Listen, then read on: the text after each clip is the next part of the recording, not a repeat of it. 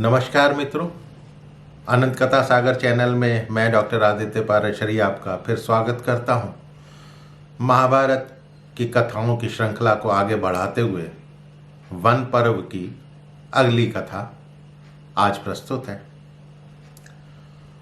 जैसा कि पिछले एपिसोड में मैंने बताया है कि पांडव और द्रौपदी ये सब आपस में बैठे हुए हैं और बातचीत कर रहे हैं। तो द्रौपदी जो है युधिष्ठिर के क्रोध को बढ़ाने की चेष्टा करती है और तब युधिष्ठिर जो है उसको बताते हैं कि क्षमा भाव ही सबसे श्रेष्ठ है। उसके बाद फिर द्रौपदी जो है उस बात को आगे बढ़ाते हुए युधिष्ठिर की बुद्धि, उनके धर्म और ईश्वर के न्याय पर ही जो है प्रश्नवाचक चिन्ह लगाने लगती है, आक्षेप लगाने लगती है, या ये कहिए कि उल्हाना देने लगती है। तो ये सारा वार्तालाप जो है 27वें वन करके 27वें अध्याय से शुरू हुआ था और ये 30वें अध्याय में चल रहा है कि द्रौपदी जो है उनके बुद्धि और धर्म और ईश्वर के न्याय पर किस तरह से ताना मार रही है, उल्हाना दे रही है।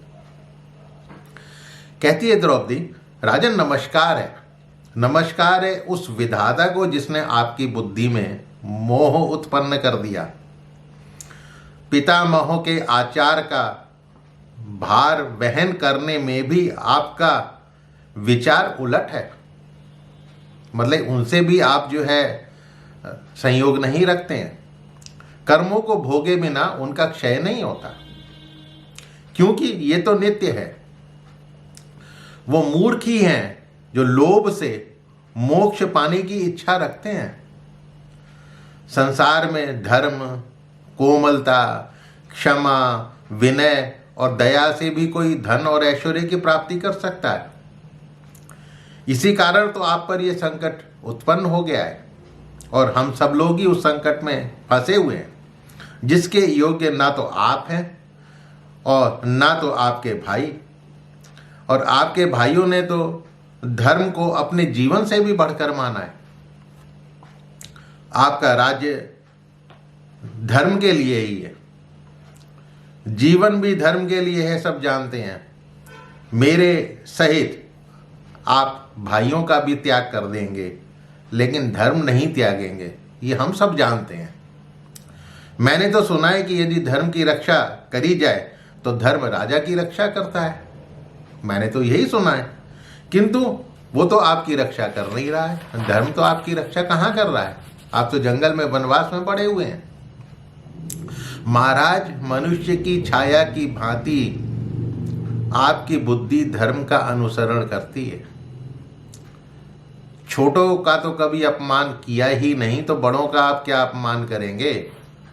आप ब्राह्मणों की सदा सेवा करते हैं, इस वन में भी उन्हें खिलाने के बाद ही जो बचा कुचा होता है उससे आप भोजन करते हैं। पूजा, पशुओं को बांधना, पाक यज्ञ और नित्य यज्ञ भी चलते रहते हैं। परंतु महाराज, उस कपट द्युति जनित पराजय के समय आपकी बुद्धि विपरीत क्यों हो गई थी? जब वहां पर जुआ खेला जा रहा था तब ये आपकी जो है धर्म आधारित बुद्धि कहाँ चली गई थी? जो आपने राज्य, धन, आयुध, भाइयों तथा मुझे भी दांव पर लगा दिया। सरल, सत्यवादी, उदार, कोमल, लज्जाशील होते हुए भी आपकी बुद्धि में ये जुआ खेलना कहाँ से आ गया था? ये कहाँ से आ गया कि जुआ खेलने अच्छी बात है? ये सोचकर मेरा मन दुखी होता है। लोग कहते हैं कि सब ईश्वर के वश में है।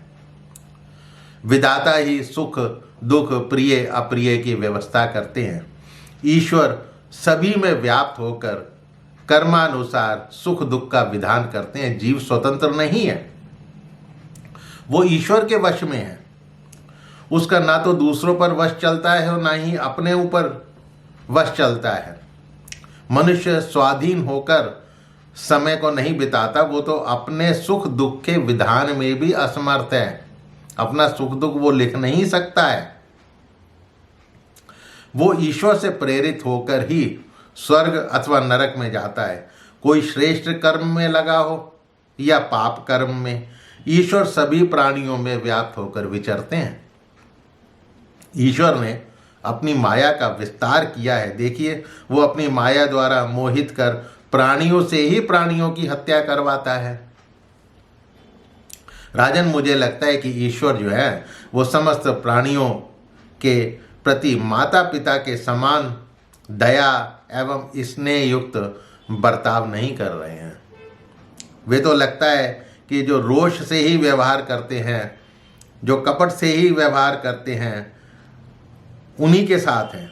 जो लोग श्रेष्ठ हैं, शीलवान हैं, संकोची हैं, वो तो जीविका के लिए कष्ट पा रहे हैं, किंतु दुष्ट लोग जो हैं वो सुख भोग रहे हैं। आज भी हम लोग यही कहते हैं।